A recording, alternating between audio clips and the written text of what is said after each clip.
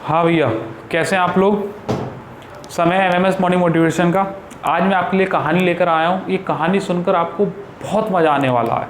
यकीन मानिएगा, ये कहानी सुनने के बाद आपके माइंड के बहुत सारे जो कॉन्फ्लिक्ट्स हैं, जिन्हें आज तक आप सच मान रहे थे, शायद आज उन्हें आप झूठ मानो। और क्या पता आज ये समझ जाओ कि ना सच है ना वो झूठ है, उनसे हमारा कोई लेना देना ही नहीं है। बेवजह उनका बोझ हमने अपने मन में रख रखा था। आइएगा कहानी शुरू करते हैं। कहानी एक ऋषि की है। ऋषि गंगा नदी के किनारे इलाहाबाद में वो नहाने जाया करते थे। रास्ते में एक मोची पड़ता था, वो जो हर रोज़ उन्हें ऋषि को नहाते हुए देखता था कि वो इस रास्ते से जा रहे हैं और सुबह आना और टाइम पे आना, टाइम पे जाना। रोज़ वो देखता था कि ऋषि नहा रहे हैं और रोज़ उसका यही काम है कि हाँ वो वाले ऋषि आ गए। ऋषि वहाँ बहुत आया करते थे। उन ऋषि को काफ़ी समय से वो देख रहा था। ध्यान समझना, एक रोज़ ऋषि नहा रहे थे, मोची देख रहा था उन्हें, तो गंगा नदी में से एक बिच्छू निकला और ऋषि के पैर पर काट लिया। ये मोची ने देख लिया था। ध्यान समझना, जब मोची ने वो देखा तो उसे लगा कि ऋषि इसे मार देंगे, लेकिन ऋषि ने ऐसा कुछ भी नहीं किया। ऋषि ने क्या किया, बिच्छू को उठाया और दोबारा से गंगा नदी में छोड़ दिया। और कहने करने के बाद वो वापस चले गए। मोची वहीं बैठा हुआ देख रहा था। वो आश्चर्यचकित हो गया कि यार ये इतने जिंदा छोड़ दिया, मार देना चाहिए था। चलो कोई बात नहीं, वो फिर से अपने काम में व्यस्त हो गए, वो ऋषि चले गए। अगले रोज़ फिर ऋषि आए और वही किस्सा जो कल हुआ था आज फिर से दोहराया गया। फिर से बिच्छू निकला और दोबारा से उसने पैर पर काट लिया।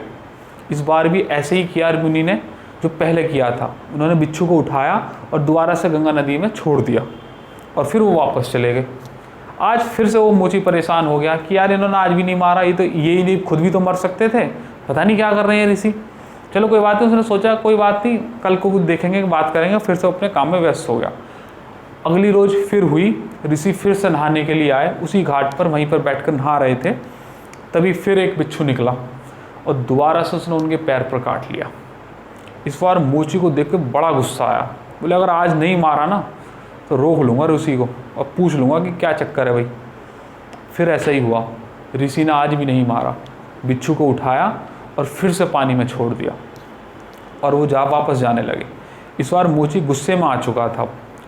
मोची ने रोक लिया कि ऋषि जी रुक जाइएगा, बस मैं आपको हर रोज़ यहाँ से नहाते हुए देखता हूँ, आप रोज़ सुबह आते हैं और जाते हैं।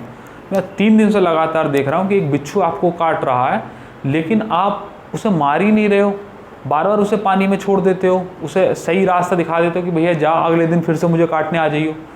ये मेरी समझ में नहीं आया और आज मैं 3 दिन के बाद इतना बिल्कुल बेचैन हो चुका हूँ कि रोक नहीं पाया, इसलिए आपको रोक लिया और आपसे सवाल पूछ रहा हूँ। तो ऋषि हंसने लगे कि अब तुझे कैसे ही समझाऊँ। बोले चल आ, अपनी दुकान बंद कर तू, चल मेरे साथ एक पेड़ के नीचे बैठ के बात करेंगे आराम से, फिर तुझे समझाऊँगा। उसने कहा चलो ठीक है चलते हैं। तो उसने कहा, ध्यान समझना मेरे बच्चों, हंसना नहीं है आप लोग। उसने कहा एक एमएमएस करके मास्टर है, अब बड़ी अच्छी अर्थमेटिक पढ़ाता है, एडवांस है तो कोई जवाब नहीं, और इंग्लिश एक बार पढ़ा दी तो बच्चे रट लेते हैं उस बात को, कभी भूलते नहीं। गजब का मास्टर है, बच्चे बहुत ज़्यादा प्रसन्न रहते हैं उससे। क्या उसके जैसा पढ़ा देगा तू बता। तो उसने कही कि क्यों मजाक कर रहे हो, मैं गरीब आदमी, मोची, मेरा तो काम कैसी चप्पल सिलवा लो सिल दूंगा, सही कर दूंगा, एकदम जूते एकदम बेहतरीन क्वालिटी कर दूंगा, मेरे काम में कोई दिक्कत नहीं है, मैं अपने काम का मास्टर हूँ, लेकिन अब एमएमएस के जैसा कैसे पढ़ाऊँगा। तो ऋषि बोले मैंने एमएमएस से भी यही सवाल किया था कि तू मोची जैसा काम कर लेगा, वो भी ऐसे ही हंसने लग गया। अगर मैं तो जी गरीब आदमी, मैं कैसे करूँगा ये वाला काम, वो तुझसे भी ज़्यादा गरीब है। ध्यान समझते मेरे बच्चों, जिसका काम उसी को साजे और तुम काहे बेमतलब बीच में बाजे।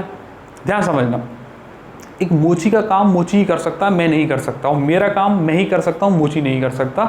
ऋषि का काम ऋषि कर सकता है और कोई नहीं कर सकता। यही बात एग्जाम्पल के थ्रू वो ऋषि उस मोची को समझा रहे थे। ध्यान समझना, उन्होंने कहा उस मोची से कि एक जो बिच्छू होता है वो क्या जानता है, परमात्मा ने उसे, उस कुदरत ने क्यों उसका जन्म किया है। उसको जन्म सिर्फ डंक मारने के दिया गया है, उसका जन्म ना तो पढ़ाने के लिए दिया गया है, ना ही मोची का काम करने के लिए, और ऋषि का काम करने के लिए बिल्कुल ही नहीं दिया गया है। उसका जन्म हुआ है सिर्फ उठो और काटो और मर जाओ, जितनी बार ज़िंदगी में काट सकते हो, डंक मार सकते हो, मारो और फिर मर जाओ। उसका जन्म ही है, उसने कुछ और सीखा ही नहीं है, तो वो और क्या कर देगा। और मेरा धर्म क्या है, मैं एक ऋषि जो लोगों को रास्ता दिखाता है, अच्छे बुरे में फ़र्क करना सिखाता है, मैं भी उसकी तरह उसे डंक मार दूँ। उसने तो डंक मारा ही, वो मुझसे कितनी नीचे योनि है और मैं एक इंसानी योनि जो भगवान की प्राप्ति में लगा हुआ हूँ। उसने मुझे डंक मारा तो मैं भी उसे डंक मार दूँ? मैं क्यों मार दूँ? मेरा तो धर्म क्या है? मेरा धर्म ये है कि लोगों को रास्ते दिखाना, सही और गलत में फ़र्क समझाना। अगर कोई गलत रास्ते चल रहा है तो उसे सही रास्ते पर लाने की कोशिश करना, मेरा ये धर्म है। अब जो मुझसे इतनी नीचे योनि का कीड़ा था, उसने अपना धर्म निभाया। उसका तो यही धर्म था कि जो भी कोई, मैं नहीं आता पानी में, कोई और आता तो किसी और को भी काट लेता। उसने तो अपना धर्म निभाया। लेकिन मैंने क्या किया? मैं अगर तेरी बात मानता और मैं उसे काट लेता तो मैं क्या अपना धर्म निभाता? मैंने अपना धर्म निभाया। उसने अपना निभाया, मैंने अपना निभाया। मेरा धर्म है लोगों को बचाना और सही रास्ते दिखाना। मैंने उसे उठाया और सही रास्ते पानी में छोड़ दिया। उसने अपना धर्म निभाया, उसने काटा। तो ना तो मैंने ही गलत किया ना उसने ही गलत किया।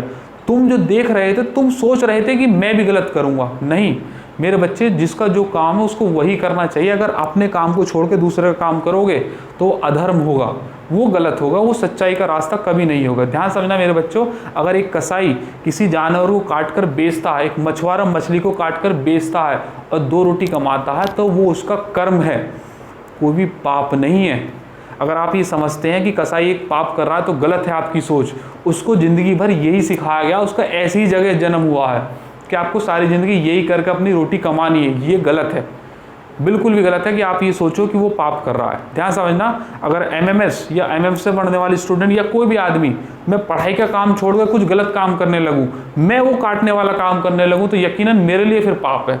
ना तो मेरा जन्म उस जगह में हुआ है कि मैं उस काम करूँ। मेरा जन्म हुआ है बच्चों को पढ़ाने के लिए, बच्चों को सही बात बताने के लिए, सही गलत में फ़र्क कराने के लिए, उन्हें ईमानदारी के रास्ते पर चलाने के लिए और उनको हर रोज़ अपने आप में बेहतर बनाने के लिए कि वो आगे चल के खुद एक एमएमएस बन सकें। ध्यान समझना मेरे बच्चों, अगर मैं ये वाला काम छोड़ के वो वाला काम करूँगा तो मेरे को पाप लगेगा। इसलिए ना तो वो गलत है ना ही मैं गलत हूँ। मैं अपना काम करूँ तो सही हूँ, वो अपना काम करें तो सही है। तो इसलिए ना तो वो गलत कहे जाएंगे ना हमें गलत कहा जाएगा। एक बात इस बात से समझ कर लेके जाइएगा। इस वीडियो को अंत करेंगे इसी बात के साथ। ध्यान समझना मेरे बच्चों, जो आप कर्म करते हैं वही आपका धर्म है। ध्यान समझना, जो आप कर्म करते हैं वही आपका धर्म है। और कर्म करने के लिए जिस ज्ञान का आप इस्तेमाल कर रहे हो वही ईश्वर है, वही परमात्मा है, वही ये यूनिवर्स है, वही ये कुदरत है, वही सब कुछ है जिस ज्ञान का इस्तेमाल करते हो। क्योंकि इस ज्ञान की ना तो कोई सीमा है ना कोई आकार है। और यही पुराणों में कहा गया है कि वो निरंकार है, उसका कोई आकार नहीं है, उसे कोई भी आकार में तब्दील कर ही नहीं सकता। तो ये जो ज्ञान है ना, ये अपने आप में एक ईश्वर है। जैसे जैसे आप ज्ञान बढ़ाओगे वैसे वैसे आपके ईश्वर से दूरियां कम होती चली जाएंगी और उसके और नज़दीक पहुंच जाओगे। इसलिए अपने ज्ञान को बढ़ाने की कोशिश करो। और ज्ञान किसी भी क्षेत्र में बढ़ाया जा सकता है। एक मोची जो वो काम कर रहा था, बहुत नीचे दबदे का काम है, लेकिन उस काम को करके भी अपने ज्ञान का इतना बड़ा स्तर कर सकता है कि उसके जैसा मोची पूरे सेंटर में नहीं होना चाहिए। पूरे उस एरिया में कोई भी इसके जैसा मोची ना हो तो उसके ज्ञान का बहुत बड़ा स्तर बढ़ सकता है। इसलिए आप जिस किसी भी फील्ड में हो, जिस किसी भी फील्ड के लिए आप बनाए गए हो, जिस किसी फील्ड में आपसे रोजी रोटी आपकी चल रही है, उस फील्ड की इतनी अथाह नॉलेज अपने पास कर लो। चाहे 1 दिन में, चाहे 2 दिन में, चाहे साल भर में, चाहे कई वर्ष लग जाएं, लेकिन अथाह नॉलेज हो जाए। इतनी नॉलेज रख लो कि कहीं से भी कुछ भी आ जाए उसका सबका जवाब आपके पास होना चाहिए। सही मायने में वही ईश्वर की प्राप्ति होगी। ईश्वर की प्राप्ति ये नहीं है कि आप अपना कर्म छोड़ के दूसरे के कर्म में घुस जाएं। वो कभी ईश्वर की प्राप्ति तक नहीं कराएगा आपको और ना ही उस रास्ते ले जाएगा। अगर आप एक स्टूडेंट हैं तो स्टूडेंट का सबसे पहला कर्म और धर्म ये है कि वो शिद्दत से पढ़ाई करे, ईमानदारी से पढ़ाई करे, अपने आप पे बेईमानी ना करे। अगर वो अपने आप में बेईमानी कर रहा है तो वो अपने धर्म को अधर्म में बदल रहा है, अपने कर्म मतलब ईश्वर को झूठ कर रहा है, गलत साबित कर रहा है। ये बिल्कुल गलत होगा। आप अपना कर्म शिद्दत से निभाइएगा और अपने ईश्वर को बढ़ाने की हर रोज़ कोशिश कीजिएगा, अपने आप को इम्प्रूव कीजिएगा। तो आज की कहानी हम इतनी ही रखते हैं। आई होप कि आप समझ पाए होंगे कि मैं किस पॉइंट को कनेक्ट करने की कोशिश कर रहा था और अपनी लाइफ में आप कैसे कनेक्ट करेंगे। आप जिस किसी भी काम को कर रहे हैं क्या आप उसे ईमानदारी से कर रहे हैं, क्या आप वही कर रहे हैं जो आपको करना चाहिए था। समअप कर रहा हूँ लास्ट लाइन में इसको कि आप जब भी कोई काम कर रहे हैं उसमें ईमानदारी बरतें। जो आपने सीखा है ऐसे ही रेस्पॉन्स कीजिएगा। अगर किसी आदमी का एजुकेशन लेवल आपसे कम है और वो आपसे झगड़ने की कोशिश कर रहा है तो आपको उसको जवाब देने की ज़रूरत नहीं है, क्योंकि ऑलरेडी आपका एजुकेशन लेवल ज़्यादा है। और अगर आपका ज़्यादा है और उसका कम है और आप उसको रिस्पॉन्ड कर रहे हो तो इसका मतलब पहले आपको अपना रिस्पॉन्स नीचे करना पड़ेगा, अपना एजुकेशन लेवल नीचे लेकर आना पड़ेगा। मैंने पहले भी बताया, फिर बता रहा हूँ, never fight with the pig, you will dirty and pig will love it. अगर किसी आदमी का स्तर आपसे नीचा है और आप उसके स्तर पर नीचे जा रहे हैं तो इसका मतलब आप पर कीचड़ लगेगी, उस पर तो लगी हुई थी पहले से ही, तो इसलिए आपको उसको रिप्लाई करने की ज़रूरत नहीं है। हाँ वो बात अलग है, और आपसे हेल्प मांग रहा है तब आप उसको हेल्प कर सकते हैं, डिस्कशन कर सकते हैं, उसको सही रास्ता बता सकते हैं, दैट वुड बी ग्रेट। ठीक है, टिल देन आप अपना ख्याल रखिएगा। फिर रोज़ किसी रोज़ मुलाकात होगी नई कहानी के साथ या नए किसी टॉपिक को लेकर हम आएंगे, उस पर डिस्कस करेंगे। जब तक आप अपना ख्याल रखिएगा और खुदा आपकी सभी जायज़ दुआएं कबूल करे, ऐसी मैं मनोकामना करता हूँ। टिल देन आप अपना ख्याल रखिएगा, फिर किसी रोज़ मुलाकात होगी। ठीक है भैया, गुड नाइट।